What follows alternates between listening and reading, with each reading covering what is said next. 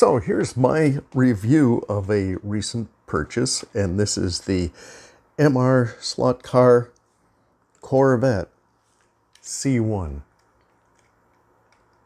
And very beautiful car. The first of a series that are going to be produced with basically the same chassis, which is a metal chassis with a pod, very similar to slotted or polycar anyway. Yeah, very nicely done. All has metal wheels with very grippy tires, really nicely done, but very exceptional slot car. Now, not that it doesn't have some flaws, which I'll go over. But first, I want to go over a little bit of the history.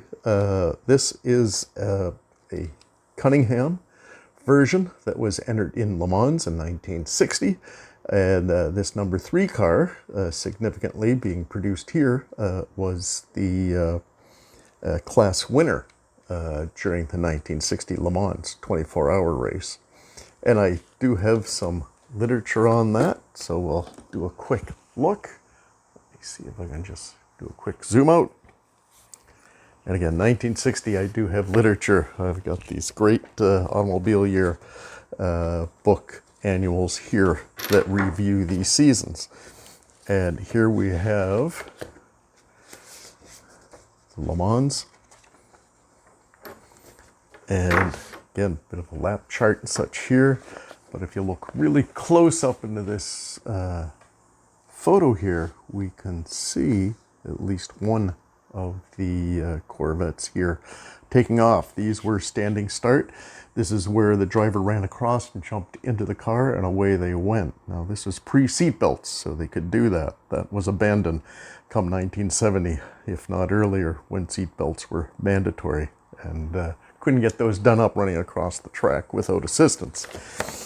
Oh, and the picture on the bottom there, we can see 2 of the Corvettes, and the number 3 is right up there with the other class cars. So done very well for itself. Let's take a look what else we've got. Oh, there we are. We can see the number 2 Corvette back in the pack here. You can see the size of the Corvette compared to the European cars, that it was somewhat substantial. So it was quite questionable when it was entered how well it would do against those European cars. And as it had it came in 8th overall, which was a class winner. So it was successful. Here is the number 2 car that didn't finish the race. You can see the on the left-hand side that the headlights were smashed out. A little bit of an accident happening there. But you can see with Le Mans 24 hours weather, you can see quite wet, rainy conditions, which making a tough race even tougher. And let's see, do we got any more on this? Yeah, I think that's pretty much it on this one. And we'll go to another publication, this one all on the 24 hours of Le Mans. This is published by the same automobile year as we just saw. But here we go. We've got a great, just single page that really shows our Corvette, and it is the one that has been reproduced by MRSlotcar. And on here, it shows that the drivers were Fitch and Grossman, who did the driving on this one, were successful with it. Now, John Fitch, wasn't quite aware of him, but I did get to see him back at Lime Rock Park. And again, I saw Sterling Moss here, and I've featured this little program a number of times in some of my videos. But I did get John Fitch to sign this. And he passed just shortly, just months after me seeing him here. He was looking in pretty bad shape, but he was sitting with Sterling Moss, but he did have oxygen hooked up, and obviously getting on in age, but he very graciously signed my program, which was fantastic. So again, got a little bit of history. And talking about signatures, the one thing about our MRSlotcar here, that it is produced by Ernie Massetti, or Massetti, and his shop, the, what's it called, Scale Racing Center in Toronto, which is about an hour and a half away from me. And I purchased this directly from him. And with that, yeah, I got to get his autograph on the box that it came in. Also got him to sign my Shadow Can-Am car that he produced as well. Another excellent car that he produced. So fantastic. Let me see. One of the things I wanted to get into is body float, the mechanics here. There is a very tiny magnet, which is, somewhat effective. Without it, you do get a fair bit of back end play and running out, but with this, not too strong, but it does keep it in line for the corners. But you can definitely get the tail out when pushing. With this, you can see there is a lot of body float, and he's got an interesting system for that. I'm going to open this up. I'll just stop the video, open that up, and we'll take a closer look at it. So here we go. I've got the 4 screws that come at the side here. And when I remove that, there's a very unique system here that the screws fit in to this metal bracket. And you can see how loose that is, both on both sides. So that keeps the body floating from the chassis. Now, if you want to tighten that up, which I considered because it is very loose, there are screws with a bolt on the end. I thought maybe we could just tighten those, but apparently they're as tight as they get.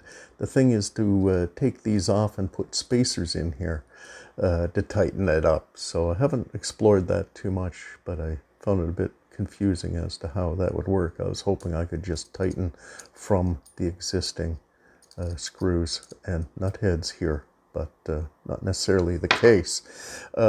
Couple of things with this version of the car, and this is the first run. The front end had a whole lot of play to it, so there are a number of spacers that have been added in here to tighten that up. And it's also, you've got to do a lot of adjusting, and you can do it to your specific track.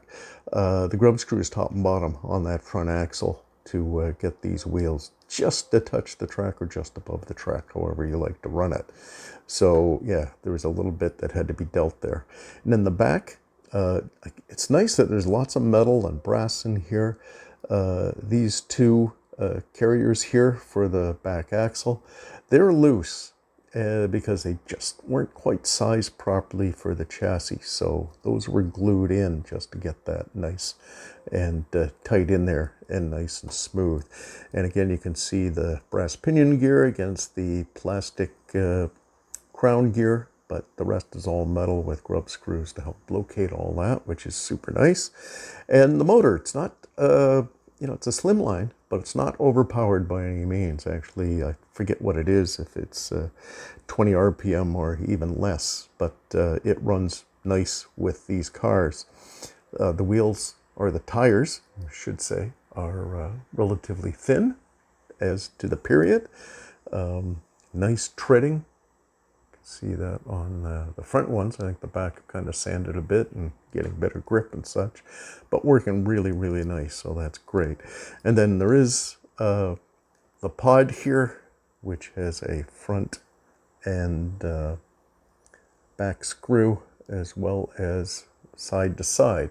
Now they're just fitted with some rubber stoppers, but you can replace those with springs to get a little bit of side-to-side action on that pod.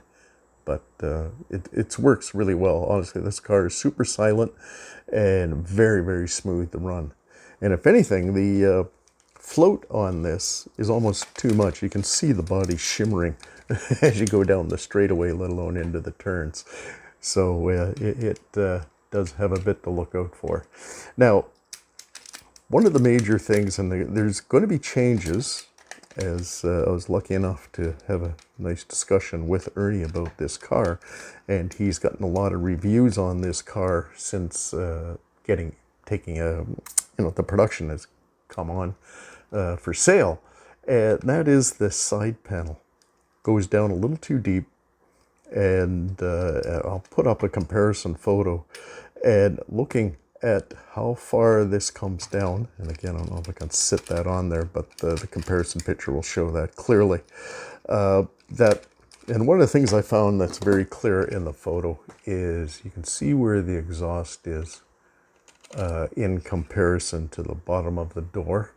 That exhaust should be right up to the bottom of the door line there, and a lot of this body shouldn't even be here. So he said that in future production they're going to be bending that in and shortening that and getting that to look proper. Other than that, all the proportions and everything are super nice on here. The only thing I had to modify cosmetically to make me completely happy with this, the front grille. It comes in a very dull monochrome gray, and I've gone in with one of these metallic pens and gave it a chrome surround, which is accurate. Again, I'll put some photos up here to show the real car, and that is silver or chrome that matches the surround and all the lights that you see here. And also the just the radiator grille inside, I use some panel liner to help give that some definition and some depth to it. So that's made me happier with it, especially when running around the track. It looks quite good and gives a nice accent. If you'd seen some previous or previews of the car when it was mocked up, that front grille was done up nice and proper. But the actual production, you'll see it. I'll insert some photos here of the actual production of how I started. I didn't take pictures before I did this modification, but I found some online, so I'll have that up there, or you'll be seeing those right now, and you can see the difference between it and getting that grill up done nicely. Anyways, other than that, excellent car, beautiful runner. I will get it on the track and we will check it out. Here we are at the track, ready for a test run. Yeah, you can see it sits quite nicely on the track, and here, we'll take off and we'll see how quiet and smooth this is.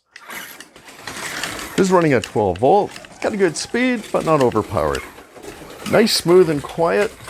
Get the back end out. Good, lot of fun, this car, and when the other ones come out, it's going to be a great series, so really looking forward to it. So keep an eye out for these. And even this one, there is another livery coming out shortly, and it will have the same mold as this one, but after that, the fixes I was talking about will be incorporated in the next cars. After this, I'm trying to think, what are the other cars that are coming out? Oh, there's a Ferrari, there's a Mercedes-Benz, and a Aston Martin. So those will be spectacular. All of the same era, 60s, early 60s. So it'll be great fun. Alrighty, we'll see you in the next one.